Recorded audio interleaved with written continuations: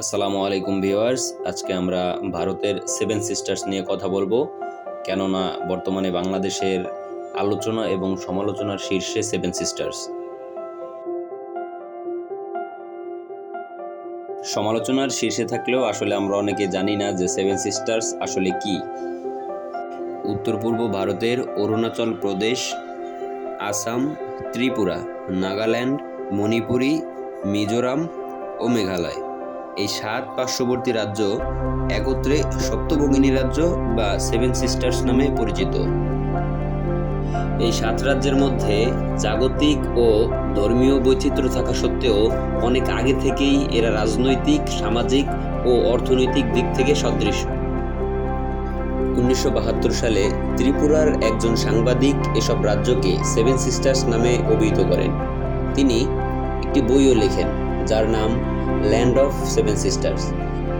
মূলত এরপর থেকেই এই নামটি জনপ্রিয়তা অর্জন করে। বন্ধুরা, ভারত বাংলাদেশের মধ্যে দিয়ে 7টি রাজ্যের সাথে সড়ক, রেল ও নৌপথে ট্রানজিট স্থাপন করতে বিশেষভাবে আগ্রহী।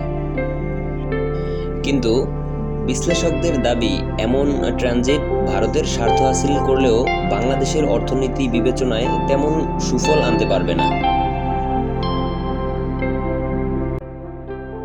অরুণাচল প্রদেশের দক্ষিণে ভারতের অঙ্গরাজ্য আসাম, পশ্চিমে ভুটান, উত্তর ও উত্তর পূর্বে চীন এবং পূর্বে মিয়ানমার। অরুণাচল প্রদেশের আয়তন 83,743 কিলোমিটার। এর রাজধানী ইটানগর। চীনের তিব্বতের সাথে অরুণাচল প্রদেশের 1,129 কিলোমিটার দীর্ঘ আন্তর্জাতিক সীমানা রয়েছে। প্রিয় বন্ধুরা, আসামের অধিবাসী বা আসামের ভাষাকে অসমিয়া নামে আখ্যায়িত করা হয়, তবে আসামের 1/3 অধিবাসী বাঙালি। ব্রিটিশ শাসনকালে, বিশেষ করে 1850 থেকে 1860 সালের মধ্যে ব্রিটিশরা ভারতের বিভিন্ন রাজ্য থেকে অনেক শ্রমিক এনেছিলেন চা বাগানের জন্য, যার মধ্যে অন্যতম রাজ্য ওড়িশা এবং বিহার। ত্রিপুরা ভারতের তৃতীয় ক্ষুদ্রতম রাজ্য, যার আয়তন 10,491 বর্গ কিলোমিটার, প্রায় 3.67 মিলিয়ন জনসংখ্যা সহ 7ম সর্বনিম্ন জনবহুল রাজ্য। এটি পূর্বে আসাম এবং মিজোরাম রাজ্য এবং উত্তর, দক্ষিণ ও পশ্চিমে বাংলাদেশ দ্বারা বেষ্টিত। ত্রিপুরা 4টি জেলা এবং 23টি মহকুমায় বিভক্ত, যেখানে আগরতলা হলো রাজধানী এবং রাজ্যের বৃহত্তম শহর। ত্রিপুরায় 19টি ভিন্ন উপজাতি সম্প্রদায় রয়েছে, সংখ্যাগরিষ্ঠ বাঙালি জনসংখ্যার সাথে। বাংলা, ইংরেজি এবং ককবরক হলো রাজ্যের সরকারি ভাষা। নাগাল্যান্ডের পশ্চিমে আসাম, উত্তরে অরুণাচল প্রদেশ এবং আসাম, পূর্বে মিয়ানমার এবং দক্ষিণে মণিপুর সীমানা রয়েছে। রাজ্যের রাজধানী কোহিমা এবং বৃহত্তম শহর ডিমাপুর।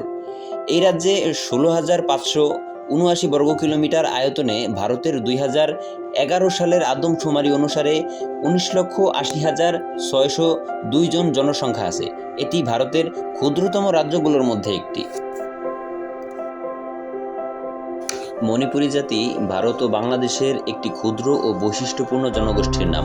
এদের আদিনিবাস ভারতের মণিপুরী রাজ্যে। মণিপুরীদের নিজস্ব ভাষা, বর্ণমালা, সাহিত্য এবং সমৃদ্ধ সংস্কৃতি রয়েছে। ভারতের মণিপুর, আসাম ও ত্রিপুরা রাজ্যের ও বাংলাদেশের সিলেট বিভাগের বিভিন্ন এলাকায় এবং মায়ানমারে মণিপুরী সম্প্রদায়ের লোক বাস করে। মিজোরাম বলতে পাহাড়ি জাতির ভূমি বোঝানো হয়। এখানে ইন্টারেস্টিং বিষয় হলো, মিতে জাতি বোঝানো হয়, জোতে পাহাড় বোঝানো হয় এবং রাম ভূমি বোঝানো হয়। এই 3টি শব্দ থেকে উদ্ভূত হয় মিজোরাম।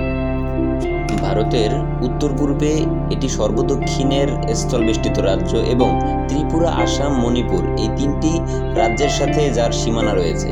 এছাড়া প্রতিবেশী দেশ বাংলাদেশ এবং মিয়ানমারের প্রায় 722 কিলোমিটার এলাকা নিয়ে মিজোরামের সীমানা অবস্থিত। মেঘালয় অর্থ মেঘের রাজ্য।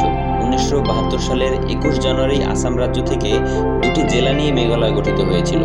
মেঘালয় পূর্বে আসামের অংশ ছিল, কিন্তু 1972 সালের 21 জানুয়ারি খাসি, গারো এবং জন্তিয়া হিলস জেলাগুলি মেঘালয়ের নতুন রাজ্য হয়ে ওঠে।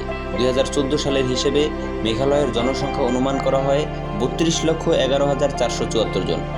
মেঘালয় প্রায় 22,430 বর্গ কিলোমিটার এলাকা জুড়ে বিস্তৃত, যার দৈর্ঘ্য থেকে প্রশস্ত অনুপাত প্রায় 3:1। বন্ধুরা, আজকে এই পর্যন্তই। ভিডিওটি ভালো লাগলে অবশ্যই লাইক, কমেন্ট এবং সাবস্ক্রাইব করবেন। দেখা হবে ইনশাল্লাহ আগামী কোনো পর্বে, আগামী কোনো এপিসোডে। ততদিন ভালো থাকুন, সুস্থ থাকুন। আসসালামু আলাইকুম।